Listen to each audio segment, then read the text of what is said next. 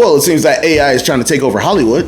A 2027 MCU movie is being replaced by this long-awaited sequel. A timeline for the first Avengers Doomsday trailer has possibly been revealed. And finally, has Xbox lost its mind? My name is Jermaine, that's Anthony. Somewhere around here is a cricket, and this is your weekly show giving you all the nerdy news and headlines that you might have missed throughout the week.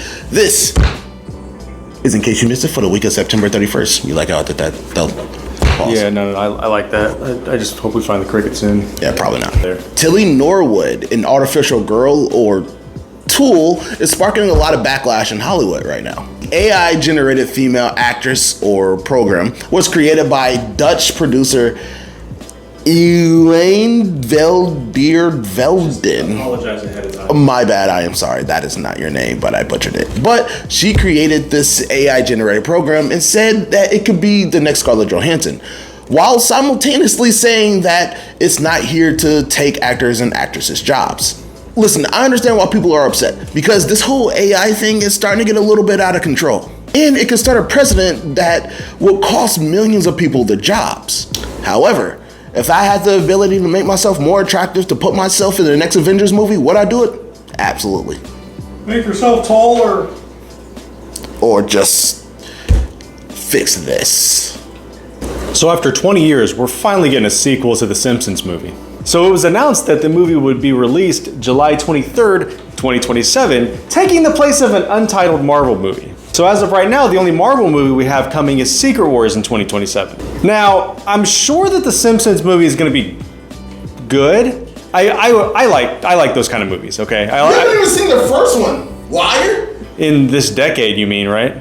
I'm also kind of wondering which Marvel movie they actually pushed aside and why it was Blade. Because I've been actually asking for a Blade movie, for another Blade movie, a modern Blade movie for a very long time. Not in the Marvel Zombies, we're not getting them. That doesn't count. That's Blade Knight, okay? I need Blade. Wesley Snipes' Blade. We have a timeline on when we can possibly see the first Avengers Doomsday trailer. It's been heavily speculated that we're gonna get our first look around the end of the year, around the time Avatar Fire and Ash premieres. Look, I am excited, but this got me thinking, what can give me that Civil War trailer feeling when I first saw Spider-Man? Would seeing Robert Downey Jr.'s Dr. Doom be cool?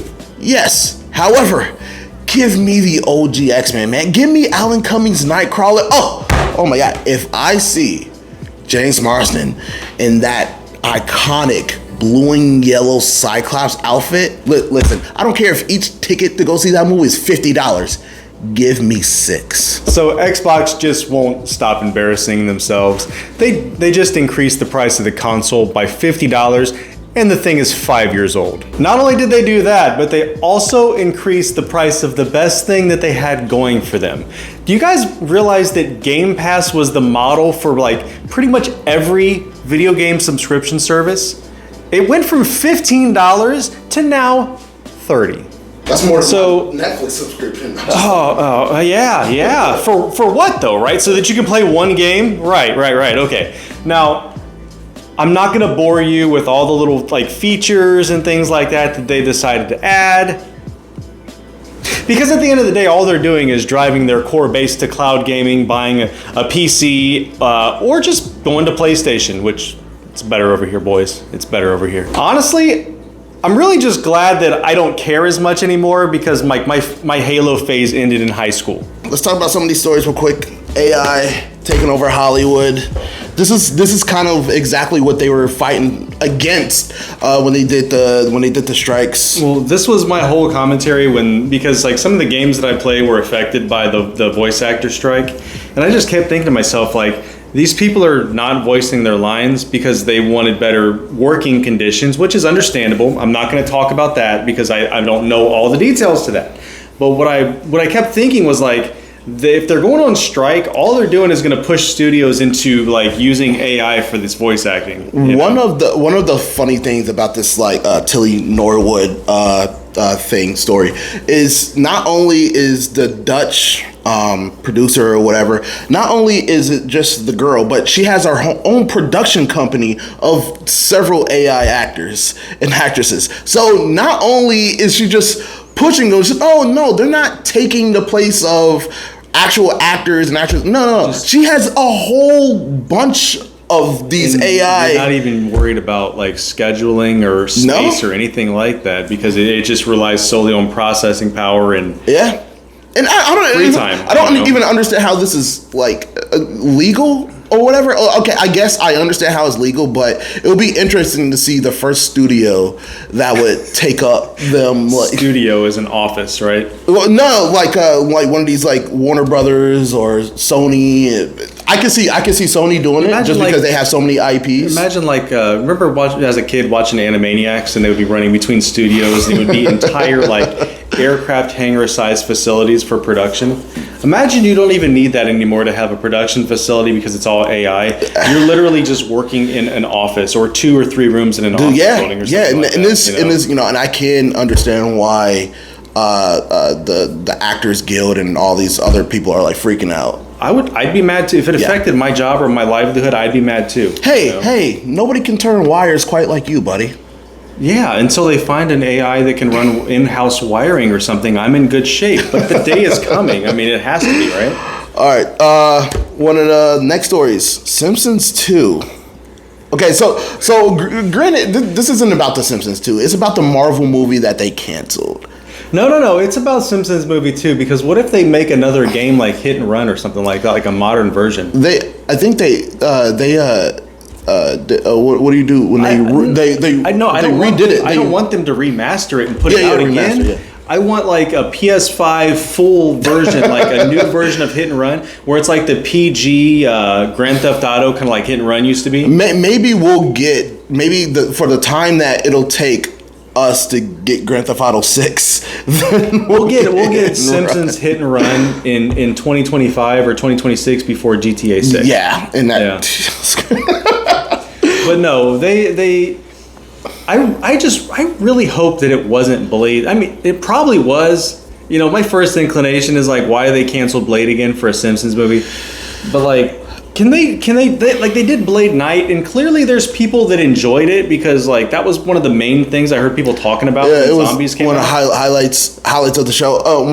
One thing I am if Doomsday is the only Marvel or Secret Wars is the only Marvel project that comes out in 2027, I don't think that's a bad thing.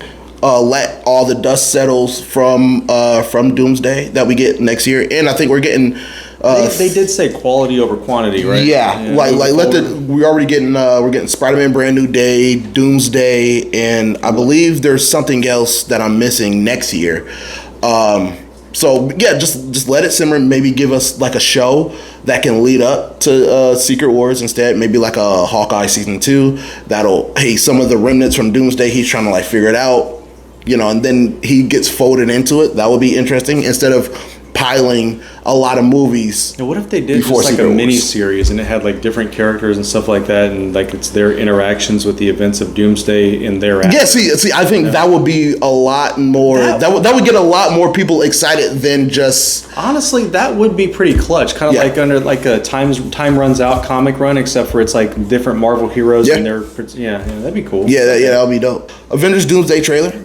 What do you need to see that would get you hyped? Listen, X-Men, if you just give me a little, we're not going to get a lot, it's going to be a teaser. Just give me the X-Men. I really want to see Nightcrawler and Cyclops. Those are my 2 big things. I would have loved to see Storm, but she's not confirmed for the movie for some reason, and I'm going to keep saying it. It's stupid.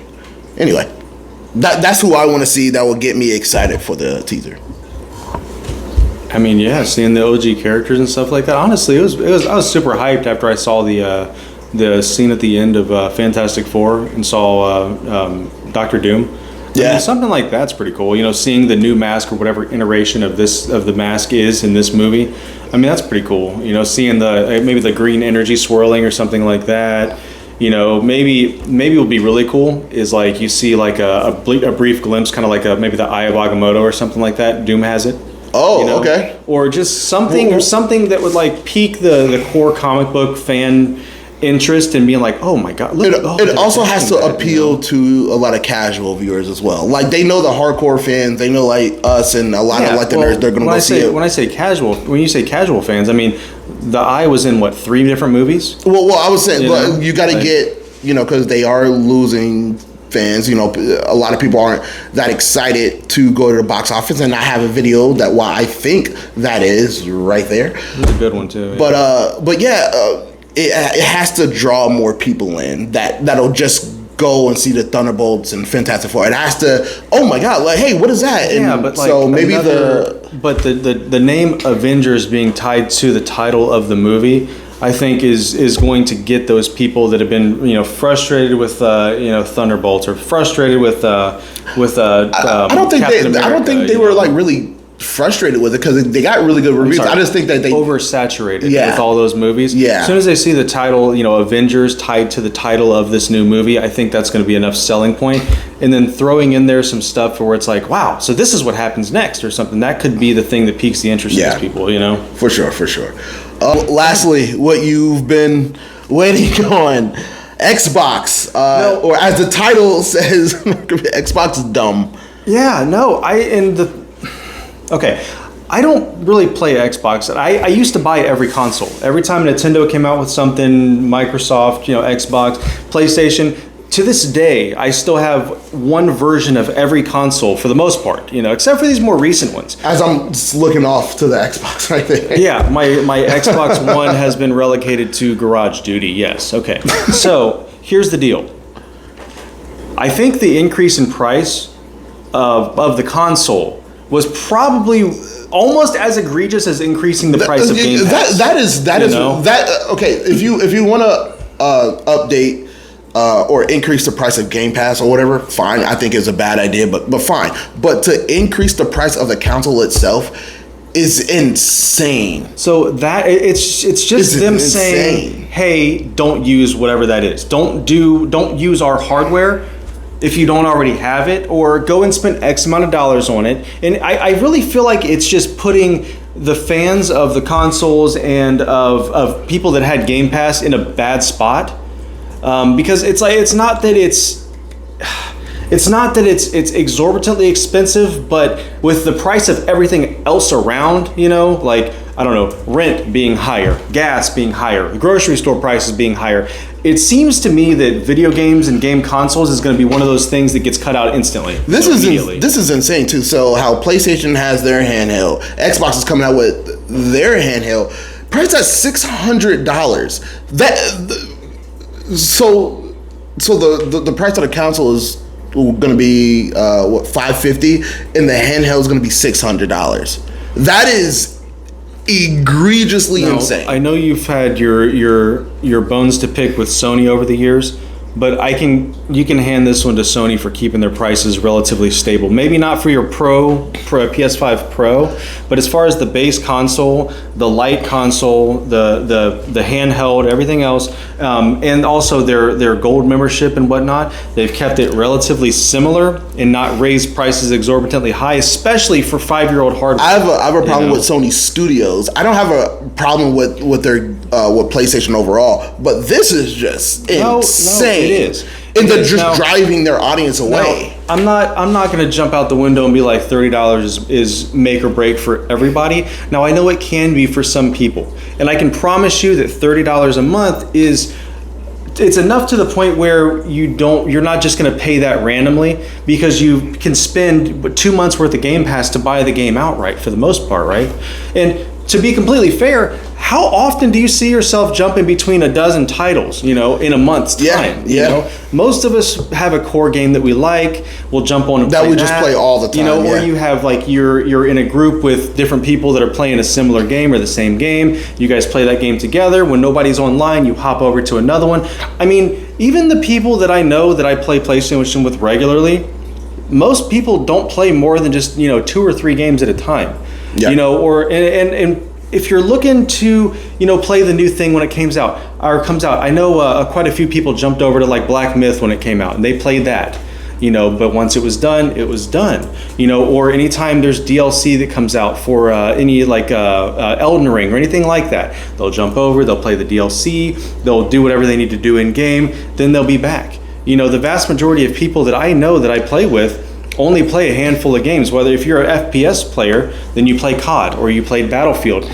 That's still not enough to facilitate paying $30 a month for Game Pass. Yeah, and this is, and I'm gonna leave it at this. Like, I applaud Sony, as we were just talking about. I applaud Sony because they do, for the most part, keep their prices steady. They deliver you classics. They deliver exclusives, unlike Xbox, and even a PlayStation Portal is $200. Now, I do understand that there's a difference between a full-blown handheld and a portal, but at the same time, it's like if you already have the console, you know, they're essentially with Microsoft, what they're trying to do is sell you an entire new console in the form of a handheld, right? You know, in addition to raising the prices of this console. And when you think about it, it's toward the end of its, and it's crazy to say, it's toward the end of its life expectancy. Yeah. And a lot of people, you know, well, a lot of people did get the Xbox. I can't say the same thing for PlayStation, but a lot of people got, so in the middle, at the end of its life expectancy, you want people to drop $600 and then add $30 per Game Pass per month. That's just insane. It seems to me like they're not expecting people to buy that because they're not expecting to sell it at that price point, you know? All right, this has been In Case You Missed It for the week of September 31st. Don't forget to like the video, comment on the video, subscribe something, tell us your favorite story, share it. Yeah, share it. Yeah, sharing is good too. Hey, we're close to 1,000, so I don't know. We're trying to get to 1,000, guys. It's not that much, but look at us. We're in the garage. Small baby steps. Baby steps. All right, and we will see you next time. Bye. Subscribe for more headlines throughout the week, games, and 60-second reviews.